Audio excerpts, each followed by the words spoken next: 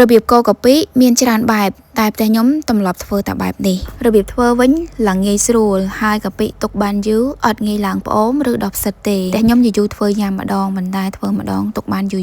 ចឹងសម្រាប់បងប្អូនដែលចូលចិត្តញ៉ាំកាពិអាចមើលវីដេអូនេះហើយធ្វើតាមខ្ញុំបានគ្រឿងផ្សំគឺខ្ញុំមានកាពិ2ខាំកន្លះស្ករកន្លះគីឡូម្ទេសហុយដាក់តាមចំណូលចិត្តចូលចិត្តហឹរខ្លាំងក៏ដាក់រៀងច្រើនទៅចំណែកប៊ីចេងគឺខ្ញុំប្រើមួយស្លាបព្រាបាយកំប៉ុងសម្រាប់អ្នកដែលគាត់អត់សូវចូលចិត្តញ៉ាំប៊ីចេងថែមថយតាមនឹងទៅដំបូងគឺខ្ញុំចាប់ផ្ដើមមកកូរស្ករត្នោតចំនួន2ខាំកន្លះរបស់ខ្ញុំដាក់ចូលក្នុងខ្ទះហើយយើងបើកភ្លើងតិចៗកូររហូតដល់ស្ករត្នោតនឹងឡើងក្រហមមកដាក់កាពិចូលខ្ញុំឃើញបងប្អូនខ្លះមុននឹងកូរស្ករនឹងគាត់រំលីងខ្ទឹមសិនប៉ុន្តែផ្ទះខ្ញុំគឺអត់ចូលចិត្តទេអញ្ចឹងខ្ញុំធ្វើតាមបែបទម្លាប់ផ្ទះខ្ញុំណាបើសិនជាបងប្អូនទម្លាប់ធ្វើផ្សេងអីអាចចែករំលែកនៅខាងក្រោមវីដេអូនេះបានចាំខ្ញុំនឹងសាកធ្វើតាមព្រោះថាទម្លាប់ធ្វើតាមផ្ទះមួយហ្នឹងគឺមិនអាចដូចគ្នាសុទ្ធសាធទេគឺវាតែងជ្រៀកគ្នាបន្តិចបន្តួចពេលខ្លះទោះជានៅតំបន់ជាមួយគ្នាឬក៏ខេត្តដូចគ្នាក៏ដោយក៏មិនប្រកាសថាត្រូវតែធ្វើដូចគ្នាទាំងអស់ដែរវាតែងតែមានខុសគ្នាតិចតួចអញ្ចឹងបន្ទាប់ពីស្ករត្នោតខ្ញុំបានឡើងក្រហមឈ្ងុយហើយគឺដាក់កាពិចូលស្ករកន្លះគីឡូប្រើកាពិ2ខាំកន្លះកាពិហ្នឹងគឺម៉ាក់ខ្ញុំក៏ទិញមួយប្រចាំរបស់គាត់អត់សូវប្រៃទេ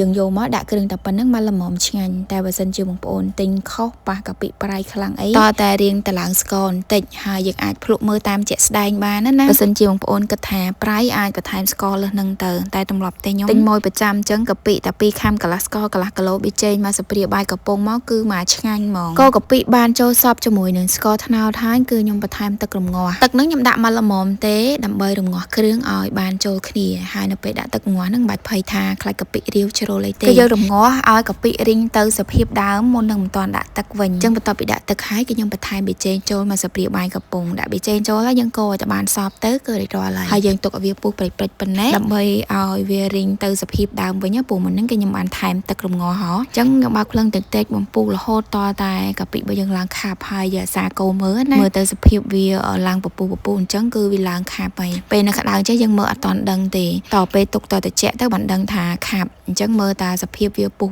អញ្ចឹងគឺ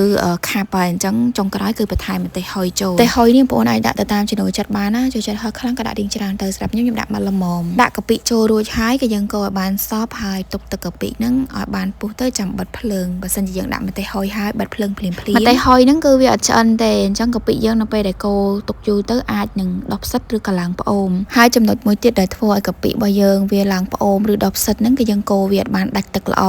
បន្ទាប់ពីដាក់ម្ទេសរួចហើយខ្ញុំទុកឲ្យវាពុះមកសន្ទុះសិនបានបិទភ្លើងណានៅពេលដែលនៅក្តៅអញ្ចេះកូរទៅយើងអាចនឹងមើលទៅឃើញរាវតែក៏ប៉ុន្តែគឺកាពិនឹងខាប់ហើយនៅក្តៅចេះយើងមើលអត់ដឹងទេពេលកូរនឹងមើលសភាពដែរព្រោះវាឡើងពពុះអញ្ចេះយើងបិទភ្លើងទៅតកូរយូរជាងនឹងទៀតវាអាចនឹងឡើងតាំងម៉ែពេលដែលជ្រលក់មកគឺអត់ជាប់ជាមួយនឹងស្វាយឬក៏ម្ជូរដែលយើងញ៉ាំជាមួយទេវីដេអូកាពិរបស់ខ្ញុំក៏មានតែប៉ុណ្្នឹងទេកុំភ្លេចសាកធ្វើញ៉ាំទាំងអស់គ្នាបាយបាយ